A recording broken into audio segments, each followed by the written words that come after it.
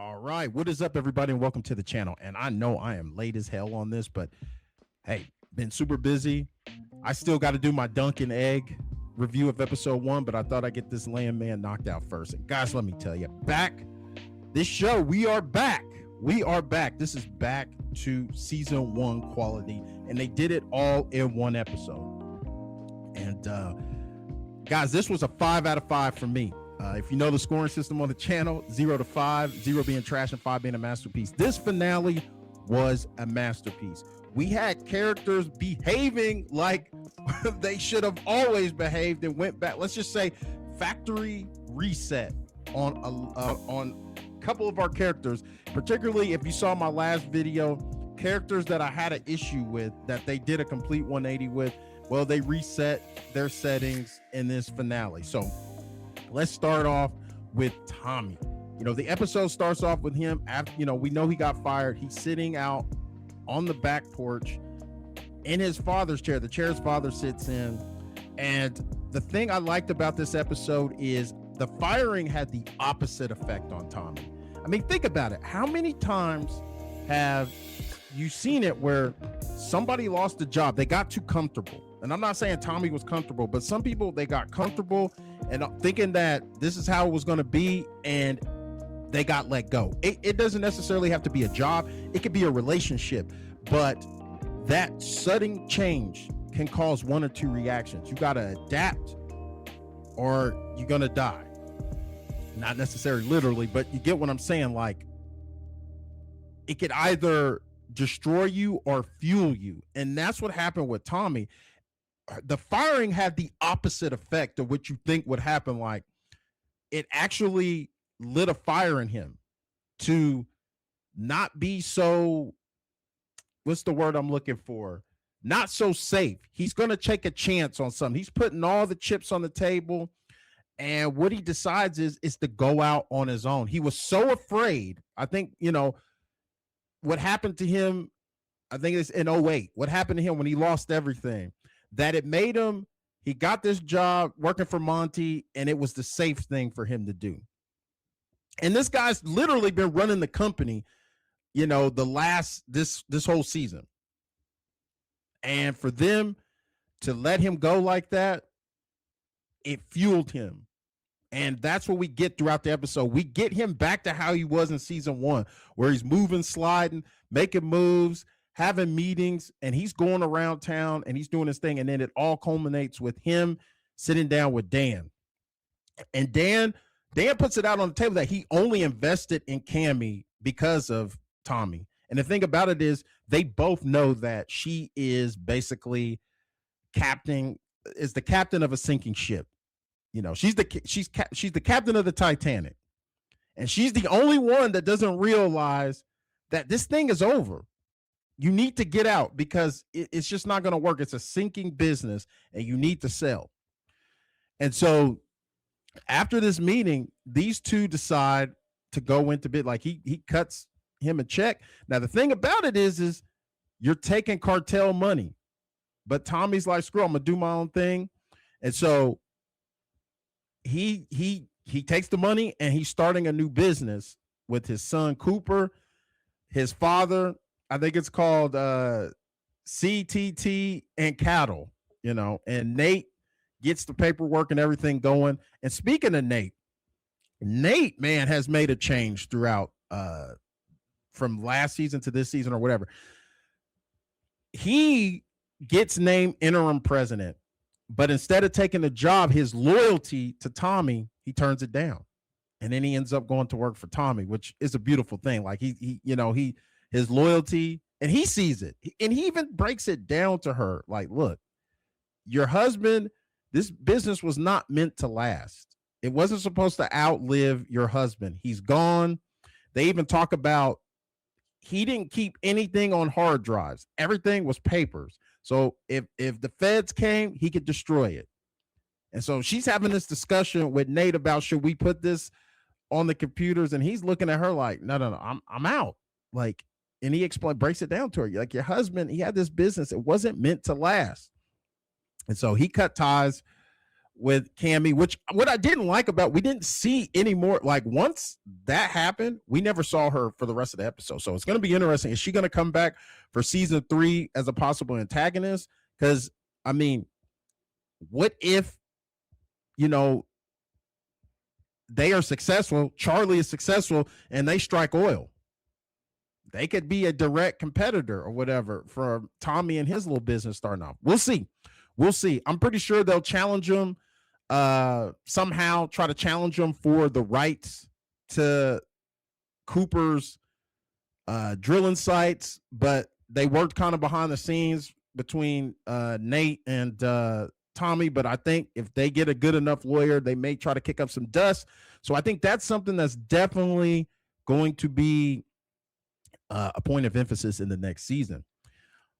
Also, someone else I enjoyed seeing is Rebecca's back. Our girl is back. She's back to where she was in season 1, not simping over some guy she just met, but being that shark of a lawyer that played no games. It was all about her business. And what happened is Cooper, he's being investigated by the police because of the incident with Ariana and that scumbag who tried to essay her.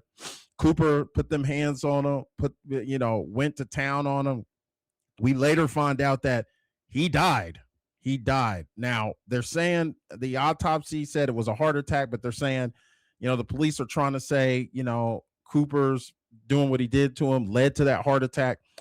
And I mean, there's a compelling argument to be made, because a lot of people don't realize this. Like, if that situation happens, once you get the upper hand, you have to stop. It's no longer self-defense. And that's kind of what happened with Cooper. Was he did what any man would probably do in that situation. I'll tell you right now, I have 3 daughters and a wife. If anything like that happened to them, I'm going to keep punching the person till my arms don't work no more. And that's essentially what Cooper did. 17 unanswered punches to the skull. He ended up killing them. But the head bartender warned Ariana, hey, you need to call a lawyer. Well, she calls Rebecca. Rebecca gets there and makes easy work of the whole investigation. And even Tommy comes in and keeps it real with him. Like, you think any jury in this county is going to convict him? They're going to take the side of this guy over the victim, and so it's basically taken care. Like, it's gone. They like, you would thought, a lot of people thought it was going to be it's going to be this big issue. Yeah, they took care of that in like 5 minutes. So, like I said, it is great to see Rebecca back to form. Also, I have to give it up. Ainsley is a character like I used to say all the time, hit mute, fast forward any scenes with her and Angela, fast forward. But they introduced her non-binary roommate or whatever, and they did a good thing with the episode with these, because I was like, oh, here we go. But they showed Ainsley, and like I said, there's something about Ainsley. There's a little charm to her or whatever, and like, she's just a good person deep down. Like, I mean, yeah, the facade that she has out there gets rather annoying, but deep down, I think she's just a sweet girl. And we see her standing up to these little dirt bags, I think from the high school, that were catcalling her and her fellow cheerleaders. And Pagan, the non-binary roommate, sees her, and they were saying things about Pagan, but Ainsley goes over and defends her, and basically tells them boys to kick rocks, that they would never have a chance with any of the girls out there. And she even comes up to him, whip it out. I mean, that's straight up probably from something Angela would do, but she tells him, whip it out. And of course they get shook, and she runs them out of there. And we see that her and Pagan, they make a common ground, and it looks like Ainsley's going to go ahead and move back in and be her roommate. And, like I said, I think that's a positive. And I think that's something that we can learn from today, that we got so many people that, trying to make a common ground. And that was great. It was great storytelling, and we'll see where it goes from there. Angela, I mean, once again, she hasn't brought me onto her side, but now we understand her. I stress to the people who write this show, we understand her now. You explained why she's the way she is. She wants every moment to be like it's their last moment and be enjoyable and this and that and the other, and how she was afraid of it being 08 again. And Tommy reassured her that's not what's going on. So, with that being said, can we mellow her the hell out and ground her? Now we seen what your underlying issues are. You want security and all that. Okay, you got it. You want every moment to count. We got it. Tommy understands that. If Tommy understands it, we understand it. Can we please bring the temperature down on who she is? Now, every once in a while, can she be extra? Of course, but not every time she's on screen. The shit gets annoying. And like I said, I fast forward and mute every time I see her. I mean, I hope they don't make her a caricature like they did with Beth Dutton in another Taylor Sheridan show, Yellowstone, where, yeah, it was all funny and at the beginning we liked it, but as it went on, it just waned on everybody, and it was just like, oh, here we go. What crazy thing can this person do? And I hope they don't do that with Angela. So, to wrap this up, we get a team meeting, and like I said, we learned that these guys are in business for themselves, and I just loved how they had all the guys on the team. Boss, which I was worried. I thought Boss might pass away because he started talking about getting out and they're but Boss he's good.